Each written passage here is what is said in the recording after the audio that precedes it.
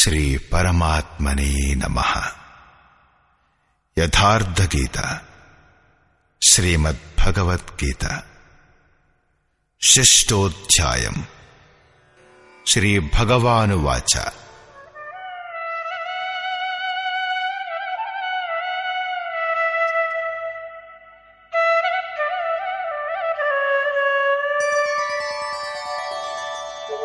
అనాశ్రితః కర్మఫలం కార్యం కర్మ కరోతి యః స సన్యాసీ చ యోగీ చ న నిరగ్నిర్న చాక్రియః. శ్రీకృష్ణుడు ఇలా అన్నాడు: అర్జున, కర్మఫలాశ్రయరహితుడై అంటే కర్మ చేసే సమయంలో ఏ ప్రకారమైన కోరికలు ఉంచుకోకుండా ఎవరైతే కార్యం కర్మ చేయయోగ్యమైన విశిష్టమైన ప్రక్రియను చేస్తాడో అతనే సన్యాసి, అతనే యోగి. అగ్నిని త్యజించినవాడు కాని, క్రియను త్యజించినవాడు కాని సన్యాసి కాడు, యోగి కాడు. క్రియలు చాలా ఉన్నాయి. వాటిలో కార్యం కర్మ, చేయయోగ్యమైన క్రియ నియత కర్మ, నిర్ధారితమైన ఒక విశేషమైన క్రియ. ఇదే యజ్ఞం యొక్క ప్రక్రియ. దాని అసలైన అర్థం ఆరాధన. అది ఆరాధ్య దైవంలో ప్రవేశం ఇప్పించే విశేషమైన విధానం. దానికి కార్యరూపం ఇవ్వడమే కర్మ. ఎవరైతే దానిని చేస్తారో వారే సన్యాసి, వారే యోగి అవుతారు. మేము అగ్నిని ముట్టుకోము అంటూ అగ్నిని త్యజించేవారు కాని, నాకు కర్మ లేనేలేదు, నేను ఆత్మజ్ఞానుణ్ణి అంటూ కర్మను విడిచేసేవారు గాని, లేక కర్మ ఆరంభం చెయ్యని వారు గాని, లేక చెయ్యడానికి యోగ్యమైన విశేషక్రియను చెయ్యని వారు గాని సన్యాసులు కాలేరు, యోగులు కాలేరు. దీనిని గురించి ఇంకా చూద్దాం.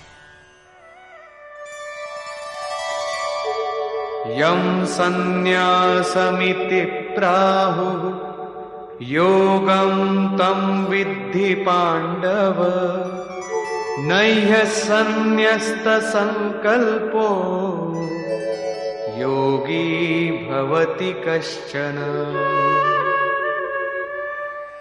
అర్జున, దేనినైతే సన్యాసమంటారు దానినే నీవు యోగం అని తెలుసుకో. ఎందుకంటే సంకల్పాలను త్యాగం చేయకుండా ఏ పురుషుడు కూడా యోగి కాలేడు. అంటే కోరికలను త్యాగం చెయ్యడం రెండు మార్గాల వారికి అవసరమే. అలాంటప్పుడు మేము సంకల్పం చెయ్యం అని మాటలతో అనగానే సరిపోదు. వారు యోగి, సన్యాసులు కాలేరు. శ్రీకృష్ణుడంటాడు, ఇలా ఎప్పటికీ జరగదు అని. ఆరురుక్షోర్మునేర్యోగం కర్మ కారణముచ్యతే యోగారూఢస్య తస్యైవ శమః కారణముచ్యతే. యోగ మార్గంలో పురోగమించాలనే కోరిక గల మననశీల పురుషులకై యోగం యొక్క ప్రాప్తి కర్మ చేయడం వల్లనే సాధ్యమవుతుంది. యోగం యొక్క అనుష్ఠానం చేస్తూ చేస్తూ ఎప్పుడైతే అది ఫలితం ఇచ్చే దశకు వస్తుందో ఆ యోగారూఢతలో శమః కారణం ఉచ్యతే. సంపూర్ణ సంకల్పాలు లేకుండా పోవడమే కారణమవుతుంది. అంతవరకు సంకల్పాలు సాధకుణ్ణి వదలవు. యదా హినేంద్రియార్థేషు న కర్మస్వనుషజ్యతే సర్వసంకల్ప సన్యాసీ యోగారూఢస్తదోచ్యతే. ఏ కాలంలో పురుషుడు ఇంద్రియ భోగాల పట్ల ఆసక్తుడు కాడో, కర్మలో ఆసక్తుడు కాడో, యోగం యొక్క పరిపక్వావస్థలోకి చేరినప్పుడు ఇక ముందు కర్మ చేసి వెదికేదెవరిని? అందుచేత నియత కర్మ అయిన ఆరాధన ఉండదు. కాబట్టి అతను కర్మలో కూడా ఆసక్తుడు కాడు. ఆ కాలంలో సర్వసంకల్ప సన్యాసి, సర్వసంకల్పాలు తిరోహితమవుతాయి. అదే సన్యాసం. అదే యోగారూఢుడవడం అంటే. మార్గమధ్యంలో సన్యాసం పేరుగల వస్తువేదీ ఉండదు. ఈ యోగారూఢత వలన లాభం ఏమిటి? ఉద్ధరేదాత్మనాత్మానం నాత్మానమవసాదయేత్ ఆత్మైవ హ్యాత్మనో బంధు ఆత్మైవ రిపురాత్మనః. అర్జున, మనుష్యుడికి కావలసిందేమిటంటే తన వల్లనే తనను ఉద్ధరించుకోవడం. తన ఆత్మను అధోగతిలో పడనివ్వకూడదు.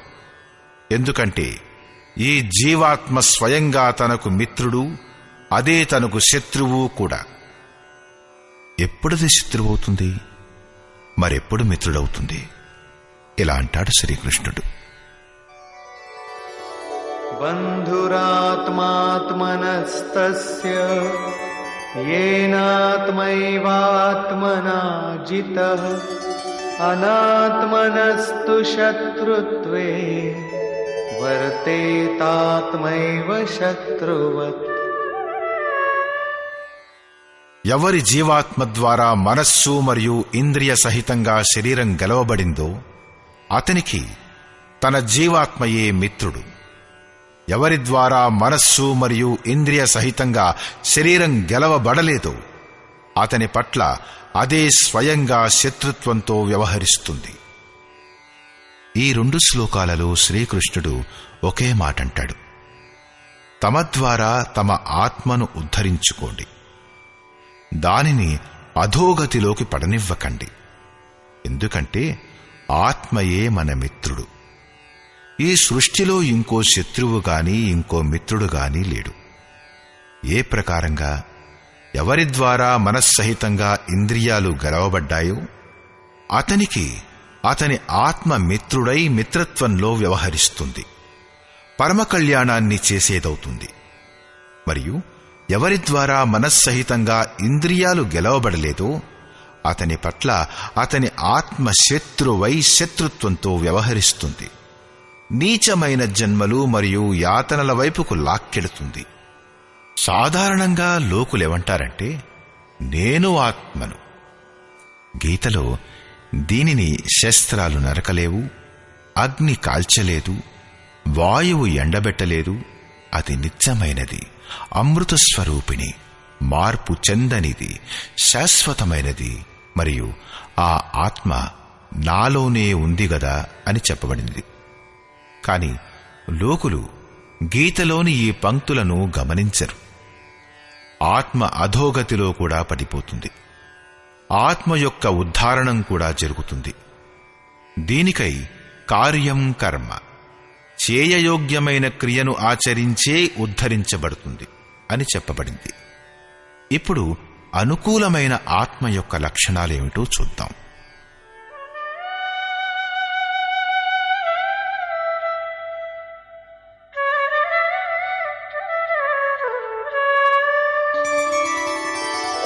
జితాత్మనః ప్రశాంతస్య పరమాత్మా సమాహితః శీతోష్ణ సుఖ దుఃఖేషు తథా మానాపమానయోః. చలి వేడి, సుఖం దుఃఖం మరియు మానం అవమానాలలో ఎవరి అంతఃకరణం యొక్క ప్రవృత్తులు చక్కగా శాంతమై ఉంటాయో అలాంటి స్వాధీనమైన ఆత్మగల పురుషునిలో పరమాత్ముడు ఎల్లప్పుడూ స్థితుడై ఉంటాడు, ఎప్పటికీ వేరుకాడు. జితాత్మ అంటే ఎవడైతే మనస్సహితంగా ఇంద్రియాలను గెలుచుకున్నాడో అతడు. అతని ప్రవృత్తి పరమశాంతిలో మిళితమైపోయింది. ఇదే ఆత్మ యొక్క ఉద్ధరించబడిన దశ. ఇక ముందు ఇలా అంటాడు. జ్ఞాన విజ్ఞాన తృప్తాత్మా కూటస్థో విజితేంద్రియః యుక్త ఇత్యుచ్యతే युज्यते योगी समलोष्टाश्मकाञ्चनः। ఎవరి అంతఃకరణం జ్ఞాన విజ్ఞానాలతో తృప్తి పొందిందో, ఎవరి స్థితి అచంచలంగానూ స్థిరంగానూ మరియు వికారరహితంగానూ ఉందో, ఎవరైతే ఇంద్రియాలను విశేషంగా గెలిచారో, ఎవరి దృష్టిలో మట్టి, రాయి మరియు సువర్ణం సమానమో అలాంటి యోగిని యుక్తుడంటారు. యుక్త అంటే యోగంలో సంయుక్తుడైన వాడని అర్థం. ఇది యోగం యొక్క పరాకాష్ఠ. దీనినే యోగేశ్వరుడు 5వ అధ్యాయంలో 7 నుంచి 12వ శ్లోకం వరకు వర్ణించాడు. పరమతత్వమైన పరమాత్ముని యొక్క సాక్షాత్కారంతో బాటుగా ఏదైతే తెలుసుకోబడిందో అదే జ్ఞానం. అంటే ఇష్టదైవం నుంచి ఒక్క అంగుళం దూరంగా ఉన్నా కూడా తెలుసుకోవాలనే కోరిక ఉన్నంత వరకు అతను అజ్ఞానియే. ఆ ప్రేరకుడెలా సర్వవ్యాప్తమై ఉన్నాడు, ఎలా ప్రేరణనిస్తాడు, అనేక ఆత్మలకు ఒకేసారి ఎలా మార్గదర్శనం చేస్తాడు, అతను ఎలా భూత భవిష్యత్ వర్తమానాల జ్ఞాత, ఆ ప్రేరకుడైన ఇష్టదైవం యొక్క కార్యప్రణాళిక జ్ఞానమే విజ్ఞానం. ఏ రోజు నుండైతే ఇష్టదైవం హృదయంలో ఆవిర్భవిస్తాడో ఆ రోజు నుంచే అతను నిర్దేశించడం మొదలు పెడతాడు. కాని ప్రారంభంలో సాధకుడు అర్థం చేసుకోలేడు. పరాకాష్ఠ కాలంలోనే యోగి అతని ఆంతరంగిక కార్యప్రణాళికను పూర్తిగా అర్థం చేసుకోగలుగుతాడు. ఈ అర్థం చేసుకోవడమే విజ్ఞానం. యోగారూఢుడైన లేక యుక్త పురుషుడి అంతఃకరణం జ్ఞాన విజ్ఞానాలతో తృప్తి పొంది ఉంటుంది. ఈ ప్రకారంగా యోగయుక్తుడైన పురుషుని స్థితిని నిరూపిస్తూ యోగేశ్వరుడు మళ్లీ ఇలా అంటాడు: సుహృన్మిత్రార్యుదాసీన మధ్యస్థద్వేష్య బంధుషు సాధుష్వపి చ పాపేషు సమబుద్ధిర్విశిష్యతే. ప్రాప్తి పొందిన తరువాత మహాపురుషుడు, సమదర్శుడు మరియు సమవర్తి అవుతాడు. ఇందాకటి శ్లోకంలో చెప్పినట్లుగా ఎవరైతే పూర్ణజ్ఞానంతో కూడిన పండితుడో అతను విద్యా వినయ సంపన్నుడైన బ్రాహ్మణునిలో, చండాలునిలో, ఆవు, కుక్క, ఏనుగులో సమానమైన దృష్టిగలవాడవుతాడు. దాని పూరకమే ఈ శ్లోకం. హృదయపూర్వకంగా సహాయం చేసే సహృదయుడు, మిత్రుడు, వైరి, ఉదాసీనుడు, ద్వేషి, బంధుగణం, ధర్మాత్ముడు, పాపుల పట్ల కూడా సమానమైన దృష్టిగల యోగయుక్తుడైన పురుషుడు అతి శ్రేష్ఠుడు. అతను వారి కార్యకలాపాలపై దృష్టి నిలపడు, కాని వారి లోపల గల ఆత్మ యొక్క సంచారంపై అతని దృష్టి పడుతుంది. ఈ అందరిలోనూ అతనికి కనిపించే భేదం ఏమిటంటే, కొందరు క్రింది మెట్టుపై నిలబడితే కొందరు నిర్మలత్వానికి సమీపంలో ఉన్నారు. కాని ఆ సామర్థ్యం అందరిలోనూ ఉంది. ఇక్కడ యోగయుక్తుని లక్షణాలు మళ్లీ చెప్పబడ్డాయి. ఎవరైనా యోగయుక్తుడు ఎలా అవుతాడు? అతను ఎలాంటి యజ్ఞం చేస్తాడు? యజ్ఞస్థలం ఎలా ఉండాలి? ఆసనం ఎలా ఉండాలి? ఆ సమయంలో ఎలా కూర్చోవాలి? కర్త ద్వారా పాటించవలసిన నియమాలు, ఆహార విహారాలు, నిద్రపోవడం, మేల్కొని ఉండటం లాంటి వాటి సంయమన మరియు కర్మ ఎలా చెయ్యాలి మొదలైన విషయాలను గురించి యోగేశ్వరుడైన శ్రీకృష్ణుడు తరువాతి 5 శ్లోకాలలోనూ వివరిస్తాడు. వీటి వలన మీరు కూడా మీ యజ్ఞాన్ని సుసంపన్నం చేసుకోవచ్చును. 3వ అధ్యాయంలో అతను యజ్ఞం అన్న పదాన్ని పలుకుతూ ఇలా చెప్పాడు: యజ్ఞం యొక్క ప్రక్రియే నియతమైన కర్మ. 4వ అధ్యాయంలో యజ్ఞం స్వరూపాన్ని విస్తారంగా వివరించాడు. దానిలో ప్రాణాన్ని అపానంలో ఆహుతి, అపానాన్ని ప్రాణంలో ఆహుతి, ప్రాణాపానాల గతి నిరోధించి మనస్సును నిలపడం మొదలైనవి చేయబడతాయి. అంతా కలిపి చెప్పాలంటే యజ్ఞం యొక్క అసలు సిసలైన అర్థం ఆరాధన, మరియు ఆ ఆరాధ్య దైవం వరకు గల దూరాన్ని ప్రయాణింపజేసే ప్రక్రియ కర్మ. దీనిని గురించి 5వ అధ్యాయంలో కూడా చెప్పాడు. కాని దానికోసం ఆసనం, భూమి, చేసే విధి మొదలైన వాటి గురించి చెప్పలేదు. వాటిని గురించి యోగేశ్వరుడైన శ్రీకృష్ణుడు ఇక్కడ వివరిస్తాడు.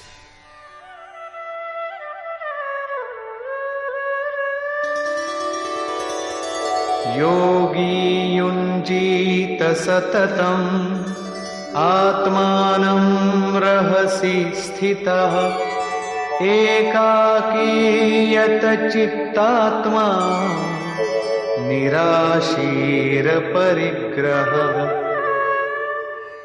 చిత్తాన్ని జయించడంలో నిమగ్నమైన యోగి మనస్సుని, ఇంద్రియాలని మరియు శరీరాన్ని వశంలో ఉంచుకుని కోరికల నుండి మరియు విషయ సంగ్రహాల నుండి విముఖుడై ఏకాంత స్థానంలో ఒంటరిగానే చిత్తాన్ని యోగక్రియలో నిమగ్నం చెయ్యాలి.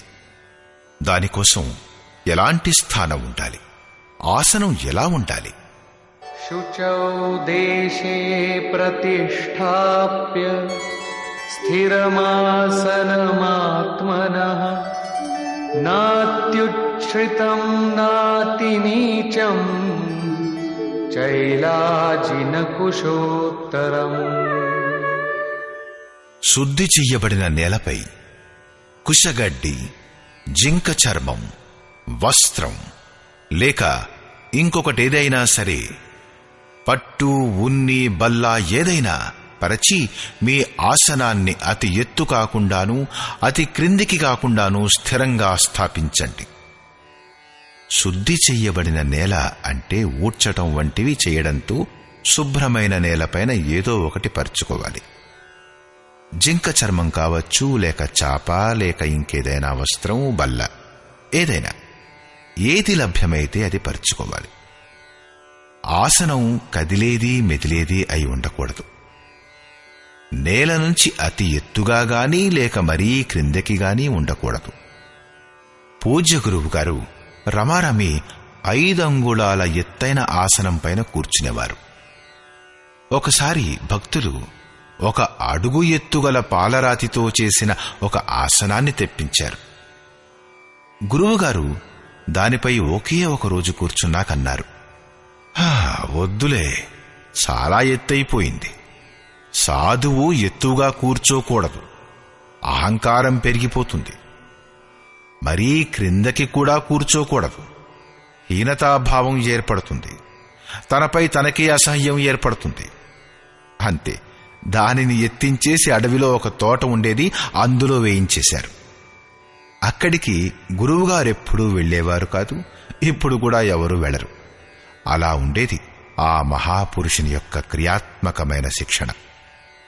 ఇలాగే సాధకునికి కూడా చాలా ఎత్తైన ఆసనం ఉండకూడదు. లేకపోతే భజన సంగతి వదిలిపెట్టి ముందు అహంకారం పెరిగిపోతుంది. ఆ తర్వాత భగవానుడంటాడు,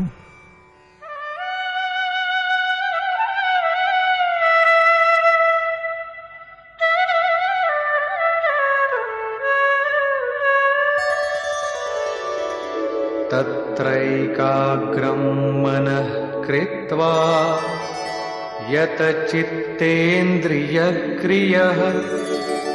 ఉపవిశ్యాసనే యుంజాత్ యోగమాత్మవిశుద్ధయే. ఆ ఆసనంపై కూర్చుని మనస్సు ఏకాగ్రం చేసి చిత్తము మరియు ఇంద్రియాల క్రియల్ని వశం చేసుకుంటూ అంతఃకరణం యొక్క శుద్ధి కోసం యోగాభ్యాసాన్ని చెయ్యాలి. ఇప్పుడు కూర్చునే విధానం గురించి చెప్తాడు. సమంకాయ శిరో గ్రీవం ధారయన్నచలం స్థిరః సంప్రేక్ష్య నాసికాగ్రం స్వం దిశశ్చానవలోకయన్. శరీరం, మెడ మరియు శిరస్సును తిన్నగా కదలకుండా స్థిరంగా ఉంచి ఏదైనా కొయ్యబద్దను పాతిపెట్టినట్లుగా ఈ ప్రకారంగా తిన్నగా నిటారుగా కూర్చుని నాసికాగ్రభాగాన్ని చూస్తూ ముక్కు కొనని చూడమని ఆదేశించలేదు. కాని తిన్నగా కూర్చున్నప్పుడు ముక్కుకి ఎదురుగా ఎక్కడ దృష్టి పడుతుందో అక్కడ దృష్టి ఉండాలి. కుడి ఎడమల్ని చూసే చాంచల్యం ఉండరాదు. మిగిలిన దిశల వైపు చూడకుండా స్థిరంగా కూర్చుని ఉండాలి. ప్రశాంతాత్మా విగతభీః బ్రహ్మచారి వ్రతే స్థితః మనః సంయమ్య మచ్చిత్తో యుక్త ఆసీత మత్పరః. బ్రహ్మచర్య వ్రతాన్ని పాటిస్తూ సాధారణంగా లోకులు ఏమంటారంటే జననేంద్రియాల్ని సంయమనం చెయ్యడమే బ్రహ్మచర్యమని. కాని మహాపురుషుల అనుభవం ఏమిటంటే మనస్సుతో విషయాలను స్మరణ చేస్తూ, కళ్లతో అలాంటి దృశ్యాలను చూస్తూ, చర్మంతో స్పృశిస్తూ, చెవులతో విషయోత్తేజకమైన శబ్దాలను వింటూ జననేంద్రియాలను సంయమనం చేయడం సంభవం కాదు. బ్రహ్మచారి అంటే వాస్తవిక అర్థం బ్రహ్మ ఆచరిత చ బ్రహ్మచారి. బ్రహ్మ యొక్క ఆచరణ ఏమిటంటే నియత కర్మ, యజ్ఞం యొక్క ప్రక్రియ. దాన్ని చేసేవారు యాంతి బ్రహ్మ సనాతనం, సనాతన బ్రహ్మలో ప్రవేశం పొందుతారు.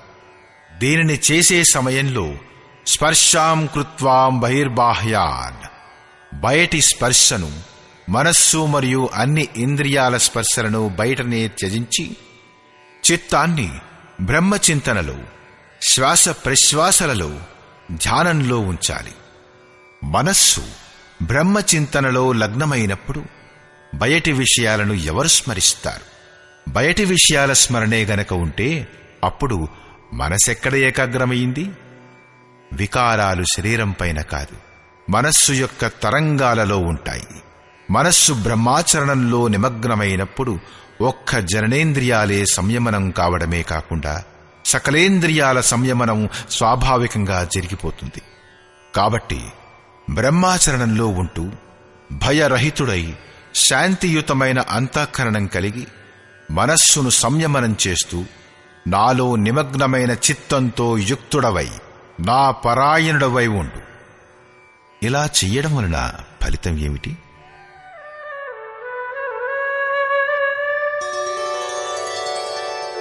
యుంజన్నేవం సదాత్మానం యోగీ నియతమానసః శాంతిం నిర్వాణ పరమా మత్సంస్థామధిగచ్చతి. ఈ ప్రకారంగా తనను తాను నిరంతరం ఆ చింతనలో నిమగ్నం చేస్తూ సంయమనం చేయబడిన మనస్సు గల యోగి నాలో స్థితమై ఉన్న పరాకాష్ఠకు చెందిన శాంతిని పొందుతాడు. కాబట్టి నీవు నిరంతరం కర్మలోనే నిమగ్నం కమ్ము. ఇక్కడితో ఈ ప్రశ్న పూర్తవుతుంది. ఇకపై 2 శ్లోకాలలో అతను పరమానందాన్నిప్పించే శాంతి కోసం కావలసిన శారీరక సంయమనం, ఆహార విహారాలను గురించి చెబుతాడు. నాత్యశ్నతస్తు యోగోస్తి న చైకాంతమనశ్నతః న చాతి స్వప్నశీలస్య జాగ్రతో నైవ చార్జున.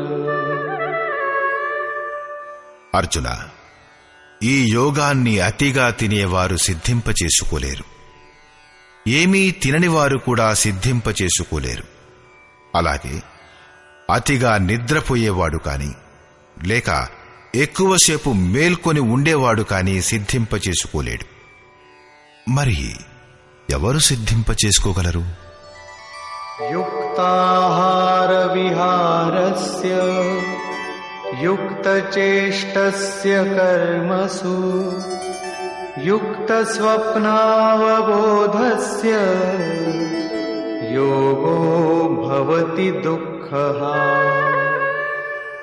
దుఃఖాలను నశింపజేసే ఈ యోగం ఉచిత ఆహార విహారాలు, కర్మలో వినియోగించబడిన ప్రయత్నాలు మరియు సంతులితమైన శయన జాగరణలు చేసే వారి చేతనే నిర్వహించబడుతుంది. అధిక భోజనం చేయుట వలన బద్ధకం, నిద్ర మరియు అలసటలు చుట్టుముడతాయి. అప్పుడు సాధన జరుగదు. భోజనం వదిలివేయటం వలన ఇంద్రియాలు శిథిలమైపోతాయి. కదలకుండా స్థిరంగా కూర్చునే సామర్థ్యం ఉండదు. పూజ్య గురువుగారు కావలసిన దానికన్నా ఓ 2 ముద్దలు అన్నం తక్కువ తినాలి అనేవారు. విహారం అంటే సాధనకు అనుకూలంగా విచరణ, ఎంతో కొంత పరిశ్రమం కూడా చేస్తూ ఉండాలి. ఏదో ఒక పని చెయ్యాలి. అన్యథా రక్త సంచారం శిథిలమైపోతుంది, రోగాలు చుట్టుముడతాయి. ఆయువు పడుకోవడం మరియు మెలకువగా ఉండటం, ఆహారం మరియు అభ్యాసాలపై తరుగుతూ పెరుగుతూ ఉంటుంది. పూజ్య గురువుగారు యోగి 4 గంటలు పడుకోవాలి, నిరంతరం చింతనలోనే ఉండాలి, మొండితనం చేసి పడుకోని వారు శీఘ్రంగా పిచ్చివారైపోతారు అని అనేవారు. కర్మకనుగుణంగా తగిన చేష్టలు కూడా ఉండాలి. అంటే నియత కర్మ అయిన ఆరాధనకి అనురూపంగా నిరంతరం ప్రయత్నశీలురై ఉండాలి. బయటి విషయాలను స్మరణ చెయ్యకుండా ఎల్లప్పుడూ సాధనలోనే ఉండేవాడి యోగమే సిద్ధిస్తుంది, సఫలమవుతుంది. దానితో పాటుగా యదా వినియతం చిత్తం ఆత్మన్యేవావతిష్ఠతే నిస్పృహ సర్వకామేభ్యో యుక్త ఇత్యుచ్యతే తదా. ఈ ప్రకారంగా యోగాభ్యాసంతో విశేషంగా వశం చేసుకున్న చిత్తం ఏ కాలంలోనైతే పరమాత్మునిలో చక్కగా స్థితమైపోతుందో, విలీనమైపోతుందో, ఆ కాలంలో సంపూర్ణ కోరికలచే రహితుడైన పురుషుడు యోగయుక్తుడనబడతాడు. ఇప్పుడు విశేషంగా గెలవబడిన చిత్తం యొక్క లక్షణాలేమిటి చూద్దాం.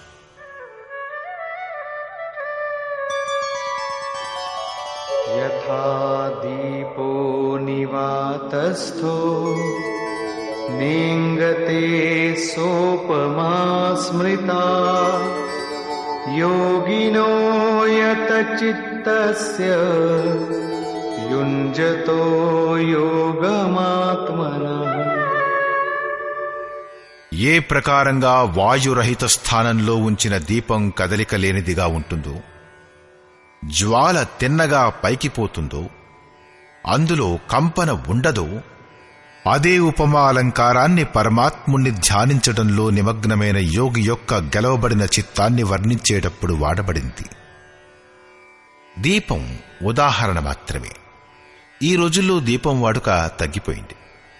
ఊదువత్తిని వెలిగించితే గాలి వీచకపోతే పొగ తిన్నగా పైకి వెడుతుంది. ఇది యోగి యొక్క గెలవబడ్డ చిత్తానికి ఒక ఉదాహరణ మాత్రమే.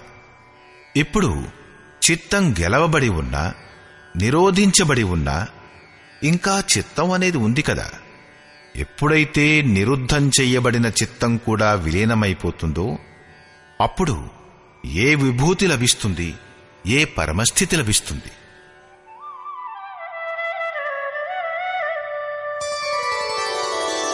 యత్రో పరమతే చిత్తం నిరుద్ధం యోగ సేవయా యత్ర చైవాత్మనాత్మానం పశ్యన్నాత్మని తుష్యతి. ఏ అవస్థలోనైతే యోగాభ్యాసంచే నిరుద్ధం చేయబడిన చిత్తం కూడా విలీనమైపోతుందో, కలిసిపోతుందో, వినష్టమైపోతుందో ఆ దశలో ఆత్మనా తమ ఆత్మ ద్వారా ఆత్మానం పరమాత్ముడిని చూస్తూ ఆత్మని ఏవా తమ ఆత్మలోనే సంతుష్టి పొందుతాడు. పరమాత్ముడినే చూస్తాడు. కాని సంతుష్టి తమ ఆత్మ ద్వారానే కలుగుతుంది. ఎందుకంటే ప్రాప్తి కాలంలో పరమాత్ముని సాక్షాత్కారం జరుగుతుంది. కాని తరువాతి క్షణంలోనే అతను తన ఆత్మను ఆ శాశ్వత ఈశ్వరీయ విభూతులతో కూడి ఉండటం గమనిస్తాడు. బ్రహ్మ అజరుడు, అమరుడు, శాశ్వతుడు, అవ్యక్తుడు మరియు అమృత స్వరూపుడు అయితే, ఇటువైపు ఆత్మ కూడా అజరం, అమరం, శాశ్వతం, అవ్యక్తం మరియు అమృత స్వరూపమై ఉంటుంది. ఉన్నాగాని అచింత్యం కూడా ఎప్పటి వరకు చిత్తం యొక్క తరంగాలు ఉంటాయో అప్పటి వరకు అది మీకు ఉపయోగపడదు. చిత్తం నిరోధించబడటం మరియు నిరుద్ధ చిత్తం యొక్క విలయ కాలంలో పరమాత్ముని సాక్షాత్కారమవుతుంది. దర్శనం అయిన రెండవ క్షణంలోనే ఆ ఈశ్వరీయ గుణధర్మాలతో యుక్తమైన తన ఆత్మను పొందుతాడు. కాబట్టి తన ఆత్మలోనే సంతుష్టుడై ఉంటాడు. ఇదే అతని స్వరూపం, ఇదే పరాకాష్ఠ. దీని పూరకమైన తర్వాతి శ్లోకాన్ని చూద్దాం.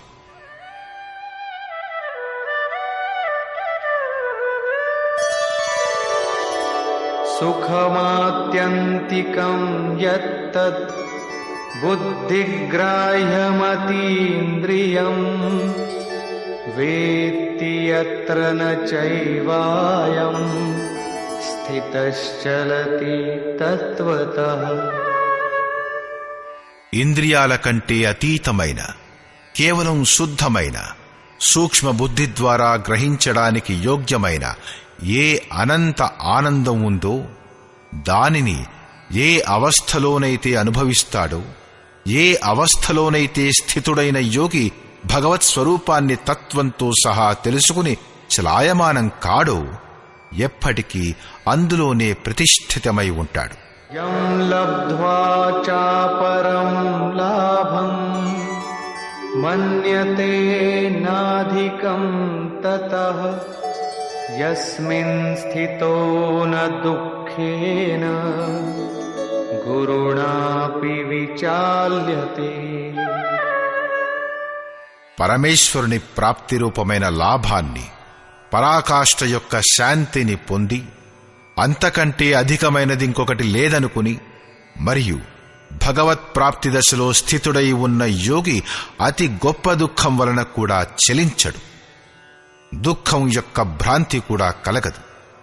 ఎందుకంటే భ్రాంతిని కలిగించే చిత్తం నష్టమైపోయింది. కనుక ఈ ప్రకారంగా తం విద్యా దుఃఖ సంయోగ వియోగం యోగ సంగీతం సనిశ్చయేన యోక్తవ్యో యోగో నిర్విణ్ణ చేతసా.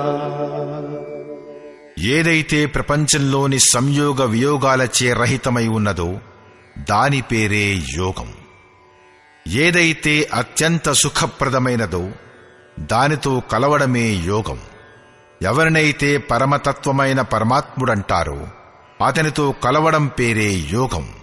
ఆ యోగాన్ని విసుగు చెందని చిత్తంతో నిశ్చయపూర్వకంగా చెయ్యడమే కర్తవ్యం. ఓర్పుతో, ధైర్యంతో లగ్న చిత్తుడై ఉండేవాడే యోగంలో సఫలుడు కాగలడు. సంకల్ప ప్రభవాన్ కామాన్ త్యక్త్వా సర్వాన్ శేషతః మనసైవేంద్రియగ్రామం వినియమ్య సమంతతః.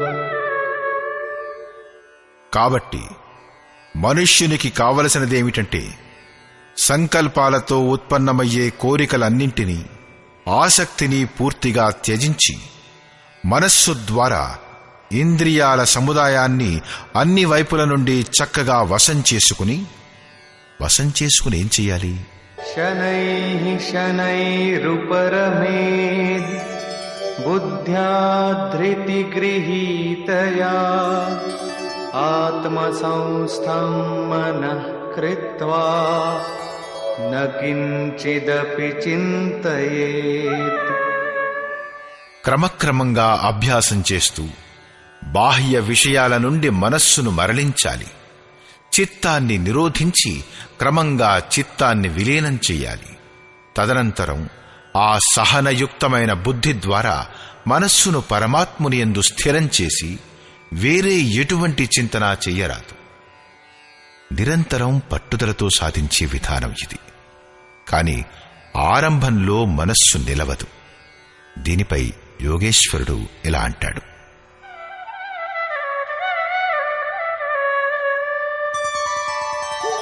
యతో యతో నిశ్చరతి మనశ్చంచలమస్థిరం తతస్తతో నియమ్యైతద్ ఆత్మన్యేవ వశం నయేత్.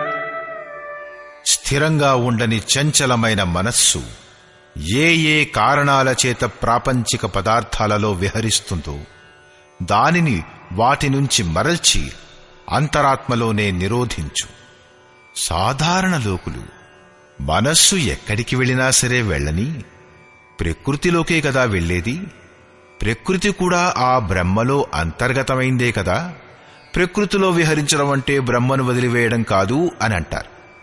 కాని శ్రీకృష్ణుని అభిప్రాయానుసారం ఇది తప్పు. గీతలో ఇలాంటి తర్కాలకు తావులేదు. శ్రీకృష్ణుడు మనస్సు ఎక్కడెక్కడికి వెడుతుందో, ఏ మాధ్యమాల ద్వారా వెడుతుందో ఆ మాధ్యమాల ద్వారానే ఆపి పరమాత్మలోకి తీసుకురావాలి అంటాడు. మనస్సుని నిరోధించడం సాధ్యమే. ఈ నిరోధం యొక్క పరిణామం ఏమిటి?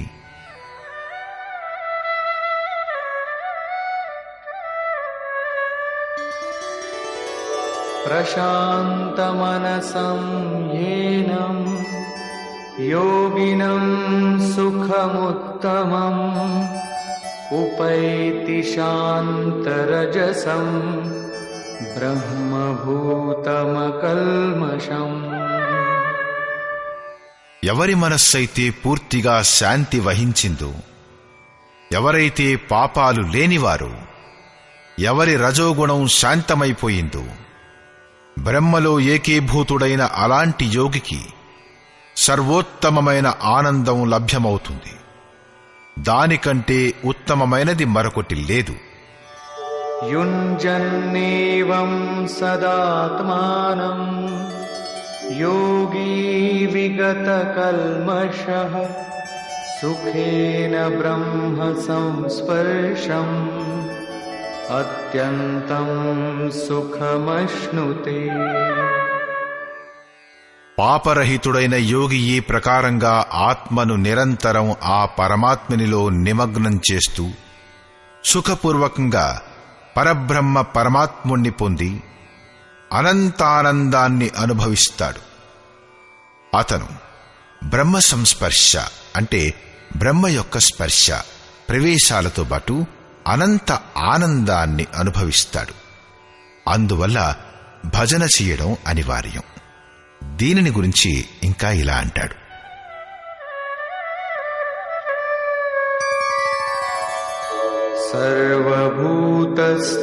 సర్వభూతస్థమాత్మానం సర్వభూతాని చాత్మని ఈక్షతే యోగయుక్తాత్మా సర్వత్ర సమదర్శనః. యోగ పరిణామం చేత యుక్తులైన ఆత్మగల అన్నింటినీ సమభావంతో చూడగలిగే యోగి ఆత్మ అన్ని ప్రాణాలలోనూ వ్యాప్తమై ఉన్నట్లుగా చూస్తాడు. సమస్త భూతాలు ఆత్మలోనే ప్రసరించడం చూస్తాడు. ఈ ప్రకారంగా చూడటం వలన లాభం ఏమిటి? యో మాం పశ్యతి సర్వత్ర సర్వం చ మయి పశ్యతి తస్యాహం న ప్రణశ్యామి స చ మే న ప్రణశ్యతి. ఏ పురుషుడైతే సమస్త భూతాలలో పరమాత్ముడనైన నన్ను చూస్తాడో, సర్వవ్యాప్తంగా చూస్తాడో, మరియు సమస్త భూతాలను పరమాత్ముడనైన నాలో చూస్తాడో, అతనికి నేను అదృశ్యుడను కాను, అతడు నాకు అదృశ్యుడు కాడు. ఇదే ప్రేరకుడితో ఎదురుబొదురుగా కలయిక, మైత్రీయ భావం, సామీప్య ముక్తి.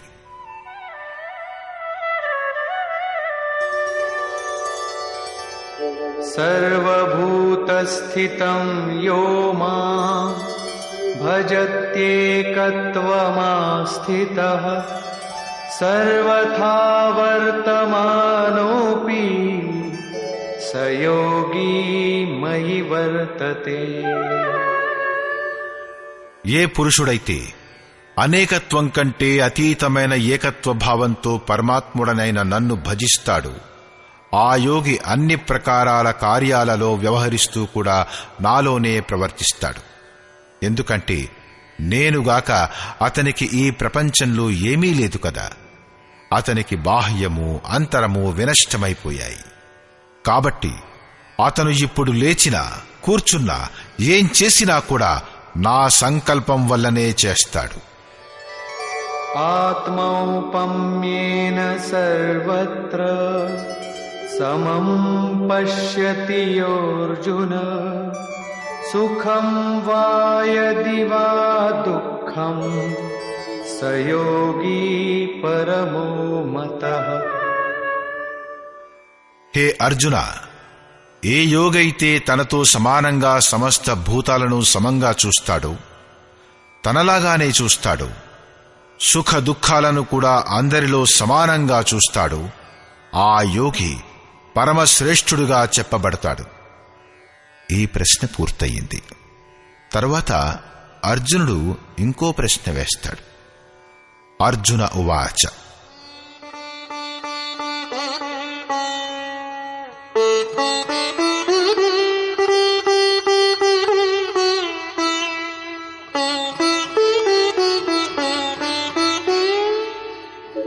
యోయం యోగస్త్వయా ప్రోక్తః సామ్యేన మధుసూదన ఏతస్యాహం న పశ్యామి చంచలత్వాత్ స్థితిం స్థిరాం. హే మధుసూదన, ఏ యోగం గురించైతే ఇప్పటి వరకు మీరు చెబుతూ వచ్చారు, దేనివల్లనైతే సమత్వభావం గల దృష్టి లభిస్తుందో అటువంటి యోగంలో మనస్సు చంచలమైనదైనందున చాలా సమయం వరకు నిలవగలిగే స్థితిని నేను నాలో చూడలేకపోతున్నాను.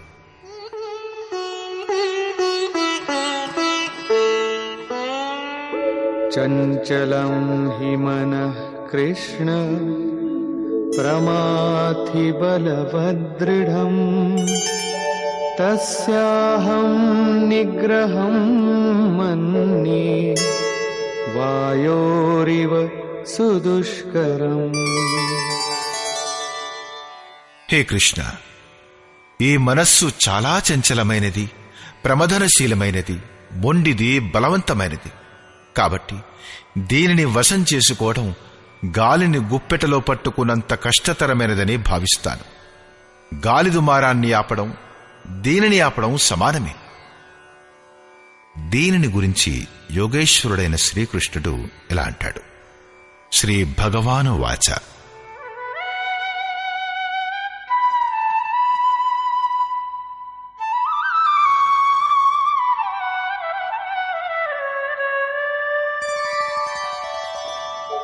అసంశయం మహాబాహో మనో దుర్నిగ్రహం చలం అభ్యాసేన తు కౌంతేయ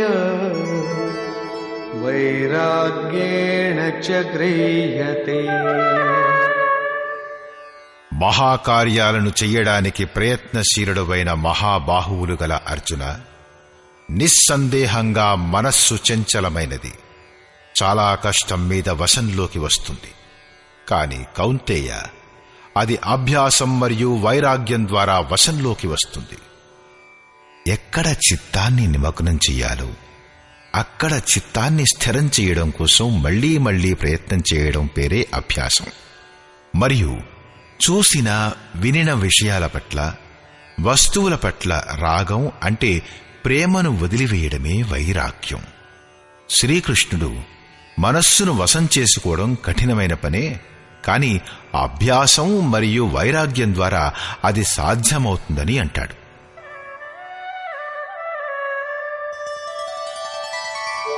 అసంయతాత్మనా యోగో దుష్ప్రాప ఇతి మే మతిః వశ్యాత్మనా తు యతతా శక్యో వాప్తుముపాయతః. అర్జున, మనస్సును వశం చేసుకోలేని పురుషునికి యోగాభ్యాసం కఠినమైన పని. కాని స్వవశంలో ఉన్న మనస్సు గల ప్రయత్నశీలుడైన పురుషునికి యోగం సహజంగా లభిస్తుంది. అది నాదైన ఒక ఆలోచన. మనస్సును వశం చెయ్యుట ఎంత కఠినమని నీవనుకుంటున్నావో అది అంత కఠినమైనది కాదు. కాబట్టి దీనిని కఠినమనుకొని వదిలివేయకు. ప్రయత్నపూర్వకంగా యోగాన్ని సాధించు. ఎందుకంటే మనస్సుని వశం చేసుకోవడం చేతనే యోగం సాధ్యపడుతుంది. అప్పుడు అర్జునుడు ఇలా ప్రశ్నించాడు. అర్జున ఉవాచ.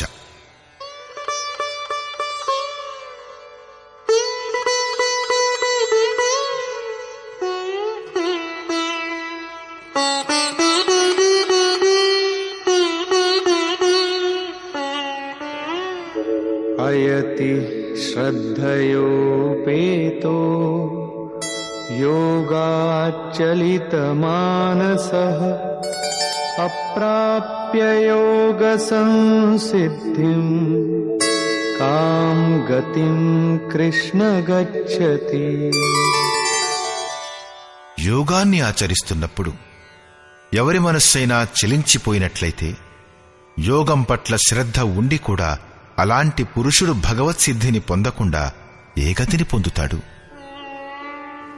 కచ్చిన్నో భయ విభ్రష్టః ఛిన్నాభ్రమివ నశ్యతి అప్రతిష్ఠో మహాబాహో విమూఢో బ్రహ్మణః పథి.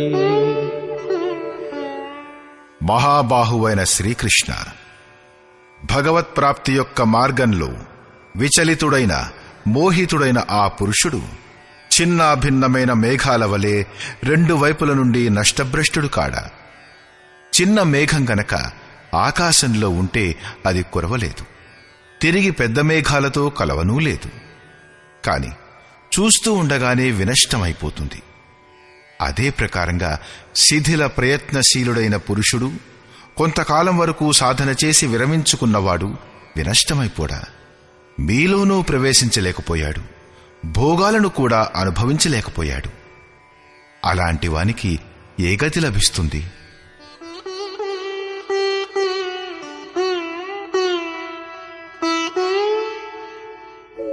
ఏతన్మే సంశయం కృష్ణ ఛేత్తుమర్హస్య శేషతః త్వదన్యః సంశయస్యాస్య ఛేత్తా నయుపపద్యతే. హే శ్రీకృష్ణ, నా ఈ సంశయాన్ని సంపూర్ణంగా నశింపచేయడానికి మీరే సమర్థులు. మీరు తప్ప ఇతరులెవరూ ఈ సంశయాన్ని నశింపచేయడానికి సమర్థులు కారు. అప్పుడు యోగేశ్వరుడైన శ్రీకృష్ణుడు అంటాడు. శ్రీ భగవానువాచ.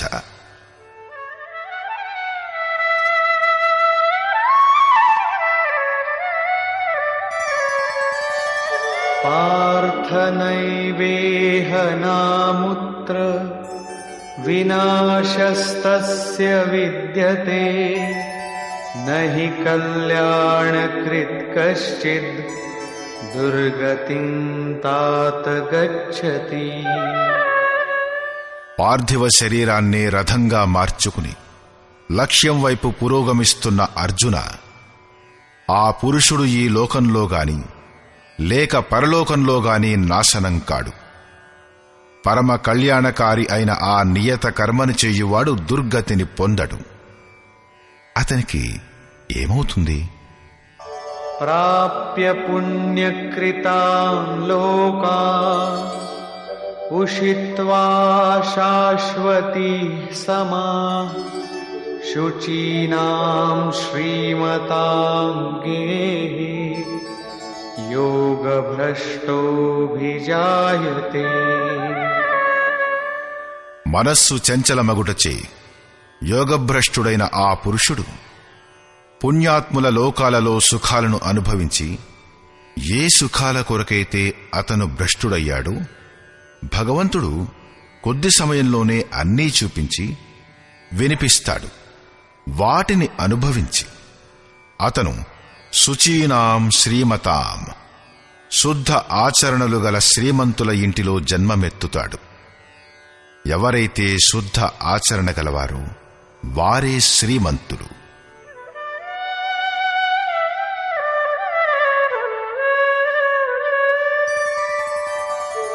అథవా యోగినామేవ కులే భవతి ధీమతాం ఏతద్ధి దుర్లభతరం లోకే జన్మ యదీదృశం. అలా అక్కడ జన్మమెత్తలేకపోతే కూడా స్థిర బుద్ధిగల యోగుల కులంలో అతను ప్రవేశం పొందుతాడు. శ్రీమంతుల ఇంట్లో పవిత్రమైన సంస్కారాలు చిన్నతనం నుండే అలవడతాయి. కాని అక్కడ జన్మనెత్తలేకపోతే అతను యోగుల కులంలో, ఇంట్లో కాదు యోగుల కులంలో శిష్య పరంపరలో ప్రవేశం పొందుతాడు. కబీరు, తులసీదాసు, రైదాసు, వాల్మీకి మొదలగువారు శుద్ధ ఆచరణ గల శ్రీమంతుల ఇంట్లో కాకుండా యోగుల కులంలో ప్రవేశం పొందారు. సద్గురువు యొక్క కులంలో సంస్కారాల పరివర్తన కూడా ఒక జన్మే. మరియు అలాంటి జన్మ ప్రపంచంలో నిస్సందేహంగా దుర్లభమవుతుంది. యోగుల వద్ద జన్మమంటే అర్థం వారి శరీరం నుండి పుత్రునిగా ఉత్పన్నమవడమని కాదు. గృహాన్ని వదిలేయడానికి ముందు పుట్టిన కొడుకులు మోహవశం చేత మహాపురుషుణ్ణి తండ్రిగానే భావించవచ్చు. కాని మహాపురుషునికి మాత్రం తన ఇంటివారంటూ ఎవరూ ఉండరు. ఏ శిష్యులైతే అతని నియమాల్ని అనుష్ఠిస్తారో వారి మహత్వం కొడుకుల కన్నా కూడా చాలా అధికమని భావించబడుతుంది. వారే అతనికి నిజమైన పుత్రులు. ఎవరైతే యోగ సంస్కారాలతో యుక్తులు కారో వారిని మహాపురుషులు తమవారిగా చేసుకొనరు. పూజ్య గురువుగారు గనక సాధువుల్ని తయారు చేస్తూ పోతే వేల మంది విరక్తులు వారి శిష్యులై ఉండేవారు. కాని వారు కొందరికి దారి ఖర్చులు ఇచ్చి, కొందరి ఇళ్లకి కబురు పంపించి, జాబులు వ్రాసి, నచ్చచెప్పి, సముదాయించి అందరినీ తమ తమ ఇళ్లకు పంపించి వేశారు. కొంతమంది మొండితనం చేస్తే వారికి అపశకునమయ్యేది. లోపలి నుంచి అంగీకారం స్ఫురించేది కాదు. ఇతనిలో సాధువు కావడానికి ఒక్క లక్షణం కూడా లేదు, ఇతన్ని ఉంచుకోవడం మంచిది కాదు, ఇతను తరించలేడు అని అనుకుని వారిని తమ వద్ద ఉంచుకోవడానికి ఇష్టపడేవారు కాదు. నిరాశ చెంది ఒకరిద్దరు కొండ మీద నుంచి దూకి తమ ప్రాణాల్ని కూడా వదిలేశారు. కాని గురువుగారు వారిని తమ వద్ద ఉంచుకోలేదు. తరువాత విషయం తెలిసినప్పుడనేవారు, అతను చాలా వ్యాకులత చెంది ఉన్నాడని నాకు తెలుసు, కాని నిజంగానే చచ్చిపోతాడనుకుంటే ఉంచేసేవాడిని. ఒక పతితుడుండేవాడు, అంతకన్నా ఏమవుతుంది? మమత్వం వారిలో కూడా ఎక్కువగానే ఉండేది. అయినా వారు ఉంచుకోలేదు. 6-7 మందిని గురువుగారు ఆదేశ ప్రకారం ఉంచుకోవడం జరిగింది. వారి గురించి, ఈరోజు ఒక యోగభ్రష్టుడు వస్తున్నాడు, జన్మ జన్మల నుంచి దారి తప్పి ఉన్నవాడు నడిచి వస్తున్నాడు, ఈ పేరు ఈ రూపంతో వస్తున్నాడు, అతణ్ణి ఉండనివ్వు, బ్రహ్మ విద్యను ఉపదేశించు, అతణ్ణి ముందుకు నడుపు అని భగవంతుడు గురువుగారికి ఆదేశమిచ్చాడు. కేవలం వారిని మాత్రమే ఉంచుకున్నారు. ఈనాటికి కూడా వారిలో నుంచి ఒక మహాపురుషుడు ధారకుండిలో ఉన్నారు. ఇంకొకతను అనసూయాయిలో, ఒకరిద్దరు వేరే చోట్ల కూడా ఉన్నారు. వారికి సద్గురువు కులంలో ప్రవేశం దొరికింది. అలాంటి మహాపురుషులను పొందటం అతి దుర్లభమే.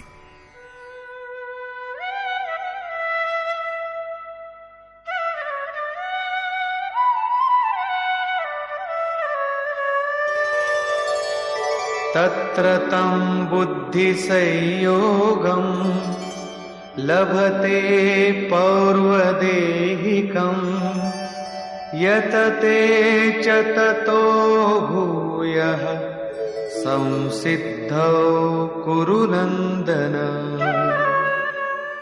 అక్కడ ఆ పురుషుడు ఇంతకు ముందు ఉండిన శరీరంలో సాధన చేయబడిన బుద్ధి సంయోగంతో, అంటే పూర్వజన్మలో చేయబడిన సాధనా సంస్కారాలను అనాయాసంగానే పొందుతాడు.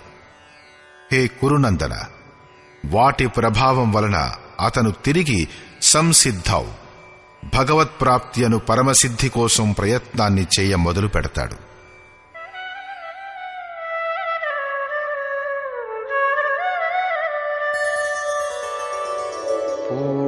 పూర్వాభ్యాసేన తేనైవ హ్రియతే హ్యవశోऽపి సః జిజ్ఞాసురపి యోగస్య శబ్ద బ్రహ్మాతి వర్తతే.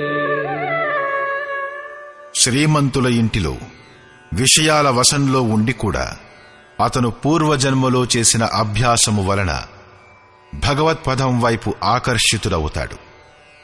యోగంలో శిథిల ప్రయత్నం చేసిన వాడైన ఆ జిజ్ఞాసువు కూడా వర్ణనాతీతమైన నిర్వాణ పథాన్ని పొందుతాడు. దానిని పొందడానికి ఇదే పద్ధతి. ఎవరూ ఒక్క జన్మలో దానిని పొందలేరు కూడా. ప్రయత్నాద్యతమానస్తు యోగీ సంశుద్ధ కిల్బిషః అనేక జన్మ సంసిద్ధః తతో యాతి పరాం గతిం. అనేక జన్మల నుంచి ప్రయత్నం చేసిన యోగి పరమసిద్ధిని పొందుతాడు. ప్రయత్నపూర్వకంగా అభ్యాసం చేసే యోగి అన్ని పాపాల నుంచి చక్కగా శుద్ధమై పరమగతిని పొందుతాడు. పరమగతిని పొందడానికి ఇదే క్రమం. మొదట శిథిల ప్రయత్నంతోటే ఈ యోగం ప్రారంభమవుతుంది. మనస్సు చలించటం వలన జన్మనెత్తవలసి వస్తుంది. సద్గురువు కులంలో ప్రవేశం దొరుకుతుంది. ప్రతి జన్మలో అభ్యాసం చేస్తూ దేని పేరైతే పరమగతియో పరమధామమో అక్కడికే చేరుకుంటాడు. శ్రీకృష్ణుడు ఈ యోగంలో బీజం యొక్క నాశనం లేదు. మీరు 2 అడుగులు మాత్రం నడవండి చాలు, ఆ సాధన ఎప్పటికీ నశించదు అన్నాడు. అన్ని రకాల పరిస్థితులలో ఉంటూ కూడా పురుషుడు ఇలా చెయ్యగలుగుతాడు. కారణం ఏమిటంటే కొద్ది సాధనను పరిస్థితులలో చిక్కుకున్న వ్యక్తే చెయ్యగలుగుతాడు. ఎందుకంటే అతని వద్ద సమయం ఉండదు గనుక. మీరు నలుపైన తెలుపైన లేక ఎక్కడి వారైనా సరే, గీత అందరి కోసం, మీకోసం కూడా ఉంది. కాకుంటే ఒకే ఒక్క షరతు. అదేమిటంటే మీరు మనుష్యులైతే చాలు. తీవ్ర ప్రయత్నం చేయువాడెవరైనా సరే కాని. శిథిల ప్రయత్నం చేసేవాడు మాత్రం గృహస్థుడే అవుతాడు. గీత గృహస్థుడు, విరక్తుడు, శిక్షితుడు, అశిక్షితుడు ఎవరైనా సరే సర్వసాధారణ మానవ మాతృలందరిది. ఎవరో సాధువు అనే పేరుగల విచిత్ర ప్రాణికి మాత్రమే కాదు. చివర్లో యోగేశ్వరుడైన శ్రీకృష్ణుడు తన నిర్ణయాన్ని చెప్తాడు.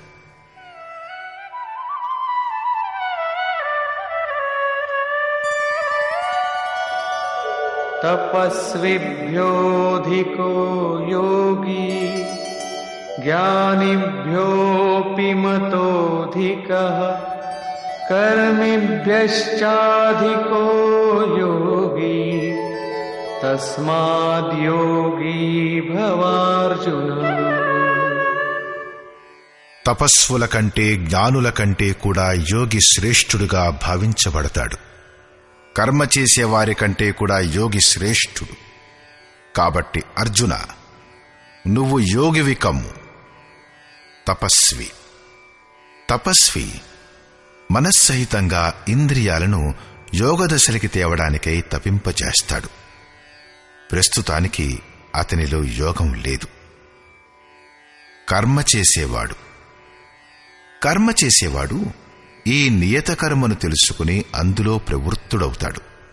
అతను తన శక్తిని తెలుసుకొని ప్రవృత్తుడు కాడు, సమర్పణ చేసుకొని ప్రవృత్తుడు కాడు, కర్మ చేస్తాడంతే.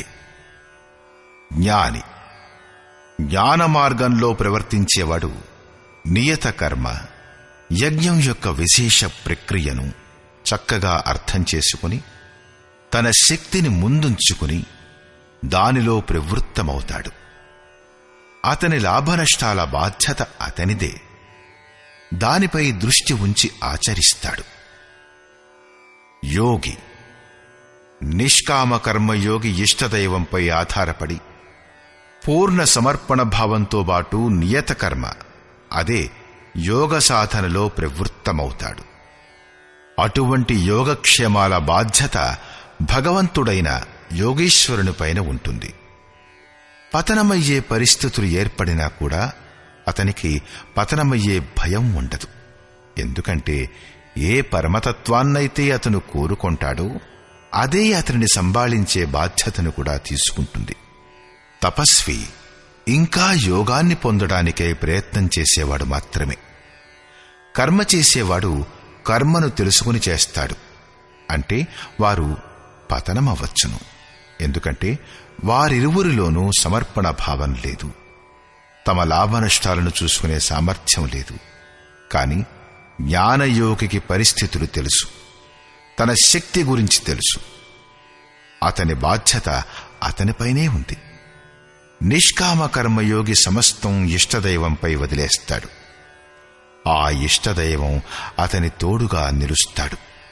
పరమ కళ్యాణ పథంలో ఈ ఇద్దరూ సరిగ్గానే నడుస్తారు. కాని ఎవరి భారమైతే ఇష్టదైవం వహిస్తాడో అతను వీరిలో శ్రేష్ఠుడు. ఎందుకంటే ప్రభువు అతణ్ణి స్వీకరించాడు.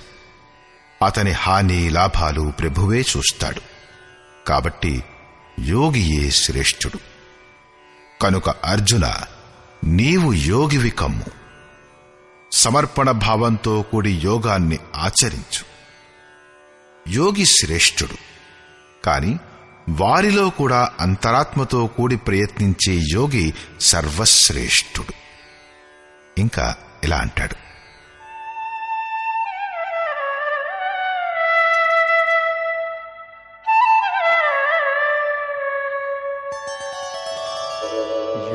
योगिनामपि सर्वेषां मद्गतेनान्तरात्मना श्रद्धावान् भजते यो मां समे युक्ततमो मतः.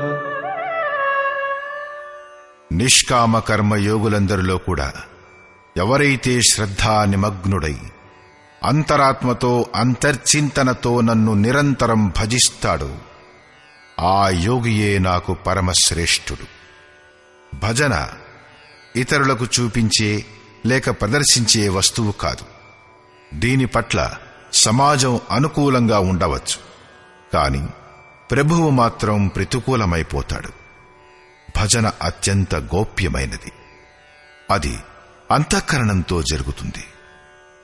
దాని పెరుగుదల తరుగుదలలు అంతఃకరణంపైనే ఆధారపడి ఉంటాయి. సారాంశం: ఈ అధ్యాయం ప్రారంభంలో యోగేశ్వరుడైన శ్రీకృష్ణుడన్నాడు, ప్రతిఫలాన్ని ఆశించకుండా ఎవరైతే కార్యం కర్మ అంటే యోగ్యమైన ప్రక్రియా విశేషాన్ని ఆచరిస్తాడో అతనే సన్యాసి. అట్టి కర్మ చేసేవాడే యోగి. క్రియలను గాని లేక అగ్నిని గాని వదిలేసినంత మాత్రం చేత ఎవరు సన్యాసి లేక యోగి కాలేరు. సంకల్పాలను త్యజించకుండా ఎవరైనా సన్యాసి లేక యోగి కాలేరు. మేము సంకల్పాలు చెయ్యము, అలా చెప్పినంత మాత్రాన సంకల్పాలు మనల్ని వదలవు. యోగంపై ఆరూఢుడు కావాలని కోరుకునే పురుషుడు ఏం చెయ్యాలంటే కార్యం కర్మను చెయ్యాలి. మరియు కర్త చేస్తూ చేస్తూ ఎప్పుడైతే యోగారూఢుడవుతాడో అప్పుడే సర్వసంకల్పాలు లేకుండా పోతాయి. అంతకు పూర్వం కాదు. సర్వసంకల్పాలు లేకుండా పోవడమే సన్యాసం. యోగేశ్వరుడు మళ్లీ ఇలా అన్నాడు: ఆత్మ అధోగతిలోకి పడిపోగలదు, దాన్ని ఉద్ధరించడం కూడా జరుగుతుంది. ఏ పురుషునిచే మనస్సహితంగా ఇంద్రియాలు గెలవబడ్డాయో అతని పట్ల అతని ఆత్మ మిత్రుడుగా మారి మిత్రత్వంలో వ్యవహరిస్తుంది, పరమ కళ్యాణప్రదమవుతుంది. ఎవరిచే ఇవి గెలవబడలేదు, అతని పట్ల అతని ఆత్మ శత్రువుగా మారి శత్రుత్వంతో వ్యవహరిస్తుంది, యాతనలకు కారణమవుతుంది. ఇందువల్ల మనుష్యులు తమ ఆత్మను అధోగతిలో పడవేయరాదు, తమ ద్వారా తమ ఆత్మను ఉద్ధరించుకోవాలి. ప్రాప్తిని పొందిన యోగి ఉండే విధానాన్ని గురించి అతను చెప్పాడు. యజ్ఞస్థలి, కూర్చునేటందుకు ఆసనం మరియు కూర్చునే పద్ధతిని గురించి అతను చెప్పాడు. స్థానం ఏకాంతం, శుద్ధమైనదిగా ఉండాలి. వస్త్రం జింక చర్మం లేక గడ్డి ఆసనం ఉండాలి. కర్మకు అనుగుణంగా చేష్టలు, యుక్త ఆహార విహారాలు, నిద్రించటం, మేల్కొనే సమయం గురించి శ్రీకృష్ణుడు నొక్కి చెప్పాడు. యోగి యొక్క నిరుద్ధమైన చిత్తాన్ని పోల్చడానికి వాయురహిత స్థానంలో ఉన్న దీపం యొక్క అకంపిత శిఖను ఉపమానంగా చెప్పాడు. ఈ ప్రకారంగా నిరుద్ధమైన ఆ చిత్తం కూడా ఎప్పుడు విలీనమైపోతుందో ఆ సమయంలో అతను యోగం యొక్క పరాకాష్ఠ అనంత ఆనందాన్ని పొందుతాడు. ప్రపంచం యొక్క సంయోగ వియోగాలతో రహితమైన అనంత సుఖం పేరే మోక్షం. యోగం అంటే అర్థం దానితో కలవడం. ఏ యోగి అయితే ఇందులో ప్రవేశం పొందుతాడో అతను సమస్త భూతాల పట్ల సమదృష్టి గలవాడవుతాడు. తన ఆత్మలో అందరి ఆత్మలను చూడగలుగుతాడు. అతను పరమ పరాకాష్ఠ అయిన శాంతిని పొందుతాడు. కాబట్టి యోగం ఆవశ్యకం. మనస్సు ఎక్కడికి వెళ్ళినా అక్కడి నుంచి లాక్కొచ్చి మళ్లీ మళ్లీ దాన్ని నిరోధించాలి. శ్రీకృష్ణుడు మనస్సును వశం చేసుకోవడం కఠినమైన పని అని ఒప్పుకుంటాడు, కాని దానిని వశం చేసుకోవచ్చు అంటాడు. అది అభ్యాసం మరియు వైరాగ్యాల వలన వశంలోకి వస్తుంది. శిథిల ప్రయత్నం చేసేవాడు కూడా అనేక జన్మల అభ్యాసంతో అక్కడికే చేరుతాడు. దాని పేరే పరమగతి లేక పరంధామం. తపస్సుల కంటే, జ్ఞాన మార్గంలో వెళ్లేవారి కంటే, కేవలం కర్మ చేసేవారి కంటే యోగి శ్రేష్ఠుడు. కాబట్టి అర్జున, నీవు యోగివి కమ్ము. సమర్పణతో కూడి అంతఃమనస్సుచే యోగాన్ని ఆచరించు. ప్రస్తుత అధ్యాయంలో యోగేశ్వరుడైన శ్రీకృష్ణుడు ప్రముఖంగా యోగాన్ని సాధించడానికై అభ్యాసం యొక్క అవసరాన్ని నొక్కి చెప్పాడు.